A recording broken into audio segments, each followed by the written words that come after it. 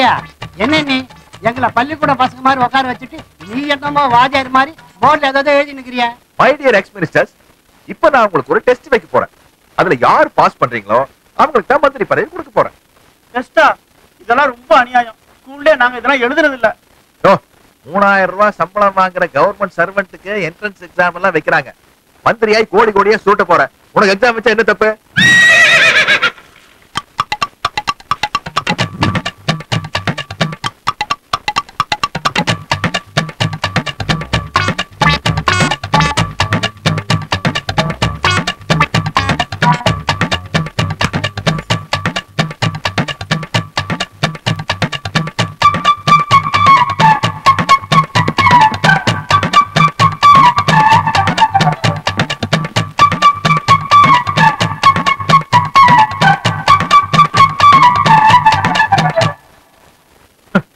MKXWQSSR.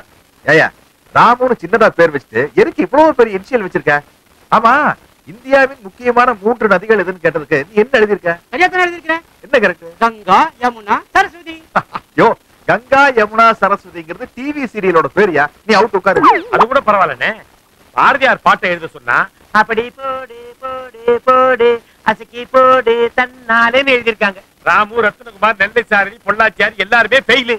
அன்பி, அவசரப்பட்டு எந்த முடிவுக்கு வந்துட வேணாம். எப்படியாவது கஷ்டப்பட்டு டியூஷன் வச்சு படிச்சு அடுத்த பரிசுல பாஸ் பண்ணிடுறேன். சோ ஒரு 3ஆம் கிளாஸ் குழந்தைக்கு இருக்கிற அறிவு கூட உங்களுக்கு எல்லாம் கிடையாது. இது என்ன பெரிய காமெடினா, இந்த கேள்விகளுக்கெல்லாம் எனக்கு பதில் தெரியாது. சோ நம்ம எல்லாருமே சேம் தான்.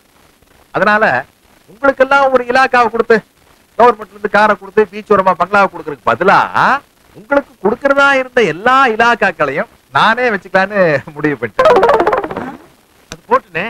இப்போ சொல்லுங்க, இந்த 3 பேருக்கு என்னென்ன அர்த்தம்? இன்னுமா புரியல? நம்மளை நம்பி ஓட்டு போட்ட ஜனங்களுக்கெல்லாம் காரியம் முடிஞ்சதுக்கு அப்புறம் நாம போடுற பட்ட நாமம் கெஸ்ட் ஹவுஸ்.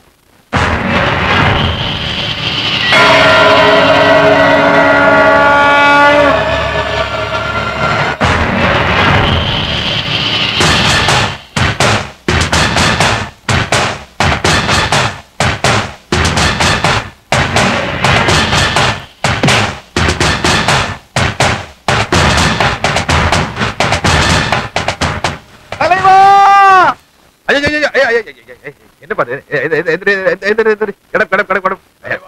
என்ன பாரு காமெடி? என்ன மன்னிச்சுங்க தலைவா, இவ்வளவு நாளா ஒரு நடிகை அரசியல் வரக்கூடாது தப்பா புரிஞ்சுக்கிட்டு இருந்தேன். ஏன் ஒரு நடிகை நாடாள கூடாது?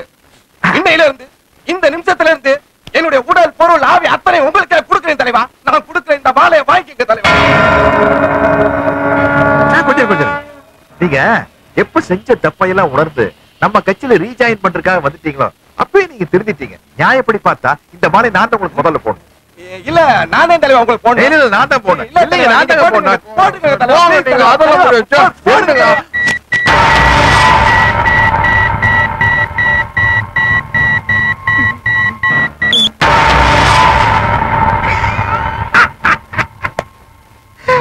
கண்ணே, நீ வந்தோன்னு மாலை போடுறதுன்னு வச்சுக்க, நம்ம ஆட்ட க்ளோஸ். ஆனா அதை பண்ணாம நீளம் ஒரு டைலாக் பேச பாரு, உடல் பொருள் ஆவியா அப்படின்ட்டு. அதுதான் நான் உஷாராச்சேன். ஒரு நடிகை நாடாடுறது என்னால ஒத்துக்கவே முடியாது. நடிகன்னா உங்களுக்கு அவ்வளவு இலக்காரமா போச்சா? எங்களை மாதிரி ஒரு 4 வரி வசனம் பேசி காட்டா. என்ன பெரிய வசனம்? ஸ்கூல் டயத்துல டிராமா நாங்களும் நல்லா தான் பேசிருக்கோம். வானம் பொழிகிறது, பூமி விளைகிறது, உனக்கேன் கொடுக்க வேண்டும் கிஸ்தி. எங்களோட வயலுக்கு வந்தாயா, ஏற்றம் இறைத்தாயா, நாற்று நட்டாயா, களை விளைத்தாயா, அல்லது கலைஞர் உழவருக்கு கஞ்சி களையம் சுமந்தாயா, அல்லது அங்கு கொஞ்சம் விளையாடு மீன்குள பெண்களுக்கு மஞ்சள் அரைத்து பணிபுரிந்தாயா, அல்லது மாமனா மச்சானா மானம் கட்டவனே. இதுதானே பெரிய டைலாக். இதுக்கு போய் வாயிலே பேச வேண்டாம். இதெல்லாம் அந்த கால சினிமால பேசுற சின்ன வசனம். இந்த கால லேட்டஸ்ட் படத்துல பேசுற பெரிய வசனத்தை உங்களால பேசி காட்ட முடியுமா? நாங்க பேசி காட்டுறோம். எப்படி பேசி பார்க்கலாம்? இவ்வளவு நீளமான டைலாக் என்னால பேச முடியாது. இத பிராக்டிஸ் பண்ணோம்னா எனக்கு 1 வாரம் டைம் வேணும். இனிமேலையாவது இந்த நடிகரை திட்டி அறிக்கையில கொடுக்காதீங்க. அப்புறம் இன்னொரு விஷயம், படத்தோட பேரை மாத்த சொல்லி எல்லாம் நீங்க சொல்லக்கூடாதுரா. கட்சி பேரை மாத்த சொல்லி நாங்க சொல்றோமாடா? என்னன்னா அவங்ககிட்ட போய் பலவலான்னு பேசிக்கிட்டு போலீஸ் போன் பண்ணி தடா போடா குண்டர் சண்டை பிடிச்சி உள்ள போடுங்க. வேண்டாம்.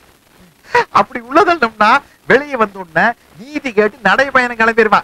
ஏன்னா அண்ணனுக்கு சக்கரை வியாதி இருக்குது. டெய்லி 5 கிலோமீட்டர் நடக்க சொல்லி டாக்டர் சொல்லியிருக்காரு. அப்படின்னா தீகார் ஜெயில் காமிச்சிருங்க, டோட்டலா பாஸ் பண்ணிடுவாங்கல்ல. தலைவா வேணாம் தலைவா, உங்க கட்சியில ஏதாவது ஹோட்டல் எடுத்துட்டு போடுங்க தலைவா. ஒரு உரையில ஒரு கட்சி தான் இருக்கணும். அதே மாதிரி ஒரு கட்சியில ஒரு முட்டாள் தான் இருக்கணும். ஏற்கனவே அண்ணன் இருக்காரு, போன் பண்ணுங்க. Hello CBI. உருளைக்கிழங்கு வறுவல் செய்வது எப்படி? செய்முறை: அடுப்பில் வாணலியை வைத்து அதில் எண்ணெயை ஊற்றி நறுக்கிய காயை போடவும். கொஞ்சம் உப்பு சேர்த்துக் கொள்ள வேண்டும். பிறகு அரைத்த இஞ்சி பூண்டுடன் மஞ்சள் தூள் என்னது கோயம்பேடு மார்க்கெட்டே வீட்டுக்குள்ள வந்துருச்சு? அது வேற ஒண்ணும் இல்லைங்க, அங்கமுத்து அட்டகாசமா சமைப்பாங்கன்னு சொன்னீங்க. அவங்கள விட பிரமாதமா சமைச்சு உங்களை அசத்துறதுக்காக ட்ரெயினிங் எடுத்துட்டு இருக்கேன். என்னைக்கு விதைச்ச விதை இன்னைக்கு ஆலமரமா வளர்ந்து விழுது விட்டு நிக்குது பாருங்க. என்ன ஆக்ஷன் ரீப்ளே? அங்க பாருங்க, அரச மரமும் வந்துகிட்டு இருக்கு.